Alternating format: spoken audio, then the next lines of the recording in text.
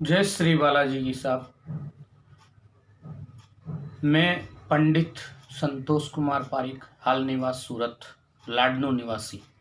आज आपको आने वाले पर्व संक्रांति के बारे में हम यहाँ पर आज आपको बताएंगे कि संक्रांति क्या है, संक्रांति इस वर्ष शुभ होगी या अशुभ होगी, संक्रांति का वाहन क्या है, संक्रांति कौन सी दिशा से शुरू होगी, कौन सी दिशा की ओर जाएगी, इसका क्या प्रभाव रहेगा, पुण्य काल का समय क्या रहेगा, महापुण्य काल का समय क्या रहेगा, ये तमाम प्रकार की जो चर्चा मैं आज आपके समक्ष कर रहा हूँ।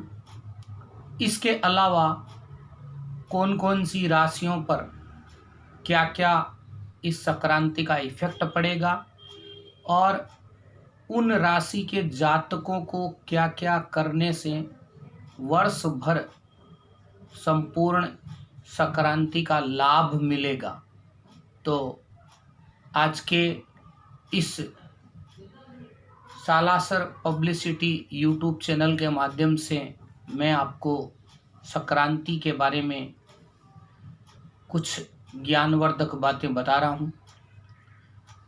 सबसे पहले तो हम बात करते हैं संक्रांति क्या है। संक्रांति देखा जाए तो सूर्य राशि का परिवर्तन है।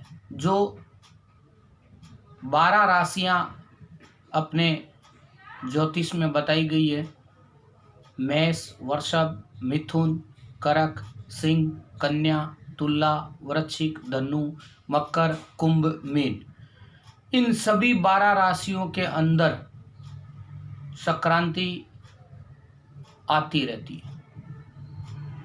यानी अभी जो संक्रांति है वो धनु राशि के अंदर चल रही है और 14 जनवरी के दिन सुबह में 8:13 पर यह निर्णय सागर पंचांग के अनुसार है, 8:13 पर मकर राशि के अंदर प्रवेश करेगी और तभी से संक्रांति का जो पर्व है वो प्रारंभ हो जाएगा।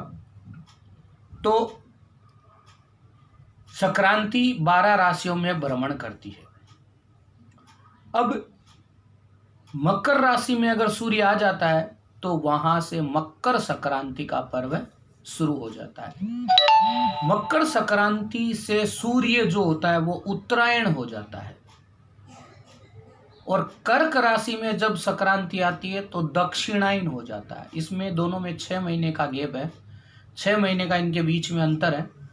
तो उत्तरायण जब होता है तो उत्तरायण के अंदर दिन बड़ा होने लग जाता है और रात छोटी होने लग जाती है और दक्षिणायन में ठीक उल्टा होता है, रात बड़ी होती है और दिन छोटा होता है।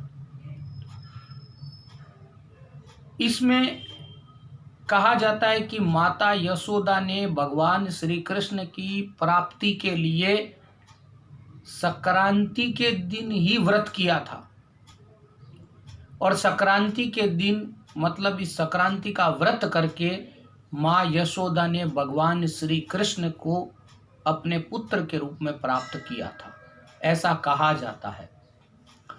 तो मकर संक्रांति के दिन सबसे बड़ा दान है तिल का तेल और तिल और गुड़। तिल का तेल, तिल और गुड़, ये सबसे बड़ा दान बताया गया। इसके अलावा घी का दान, वस्त्र का दान, कंबल का दान, ये भी बड़े बड़े दान जो है वो बताए गए हैं। तो हमें संक्रांति के दिन सुबह में जल्दी उठना चाहिए, प्रातःकाल जहाँ तक अगर पॉसिबल हो तो तिल का तेल का उबटन लगा करके और तिल के उबटन से हमें स्नान करना चाहिए और उसके बाद विधिवत सूर्य नारायण भगवान की पूजा अर्चना करनी चाहिए। सूर्य भगवान को अर्घ्य देना चाहिए। और उसके बाद में जो भी हमें दान देना है किसी आवश्यकतामंद व्यक्ति को, तो वो दान हमें उसके बाद में देना चाहिए। तो इस वर्ष 14 जनवरी 2021 को सूर्य सुबह में 8:13 पर मकर राशि में प्रवेश करेगा और इसके साथ ही मकर संक्रांति का पर्व शुरू हो जाएगा। अब बात करते हैं मकर संक्रांति इस वर्ष कैसी रहेगी। तो सबसे पहले तो संक्रांति को देवी दुर्गा का स्वरूप माना गया है और इस वर्ष 2021 की जो संक्रांति है उसका वाहन है सिंह और उपवाहन है गज यानी हाथी। ये इस वर्ष की जो संक्रांति है वो आग्नेय दिशा से प्रारंभ होगी और पूर्व दिशा की ओर प्रस्थान करेगी। अब इसका इफेक्ट पड़ेगा, क्या प्रभाव पड़ेगा? उसका प्रभाव ये पड़ेगा कि सफेद वस्तु है, जैसे चांदी है, वस्त्र है, सफेद कोई भी प्रकार की वस्तु है वो महंगी होगी। ब्राह्मणों का मान सम्मान बढ़ेगा, सन्यासी और किसानों पर थोड़ा कष्ट रहेगा और ये वर्तमान में जो महामारी चल रही थी इस महामारी के प्रसार में कमी आएगी।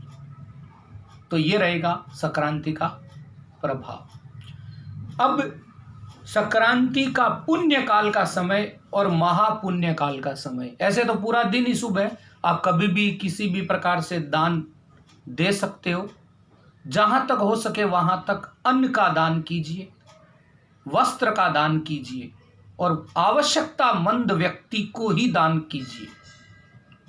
तो पुण्य काल का जो समय रहेगा वो रहेगा सुबह में 8:13 से लेके 12:30 तक का।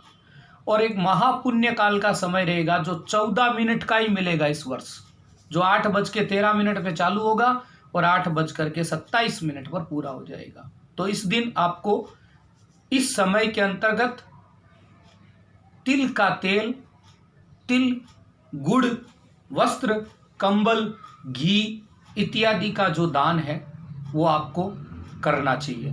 तो इस प्रकार से आपको यह दान देना चाहिए।